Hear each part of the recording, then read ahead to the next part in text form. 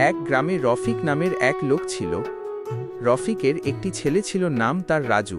রাজু কোনো কাজ করত না, সারাদিন শুয়ে বসে খেত আর ঘুমাত।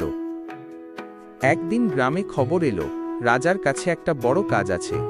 যে ছেলে কাজটা করতে পারবে তাকে সোনার মোহর আর রাজকন্যার বিয়ে দেবে। রফিক ভাবল, এই সুযোগে রাজুকে কিছু করাতে হবে।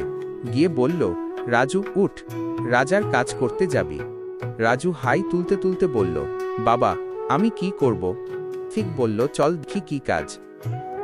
দুজনে রাজপ্রাসাদে গেল। রাজা বললেন, আমার একটা ঘোড়া আছে, সে কথা বলে, কিন্তু সে শুধু সত্যি কথা বলে। যে তার সঙ্গে একদিন কাটিয়ে তার মুখে সত্যি কথা শুনে আসবে তাকে আমি পুরস্কার দেব, কিন্তু যদি সে মিথ্যে বলে তাহলে সে মরবে। সবাই ভয়ে পিছিয়ে গেল। রাজু বলল, আমি যাব, আমি তো কিছুই করি না, মরলে কি যায় আসে। রাজু গিয়ে ঘোড়ার সঙ্গে রাত কাটালো। সকালে ফিরে এসে বলল, ঘোড়া বলেছে তুই যে কাজ করিস না তাতে তোর বাবার কষ্ট হয়, কিন্তু তুই যদি একদিন কাজ শুরু করিস তাহলে তোর জীবন বদলে যাবে।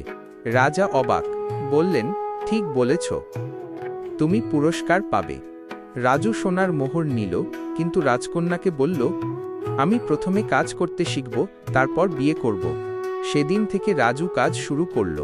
রফিকের চোখে জল এলো, আর গ্রামের লোকে বলতে লাগলো, যে কাজ করে না তার জন্য একদিন কাজ আসে, যদি সে শুনতে রাজি হয়।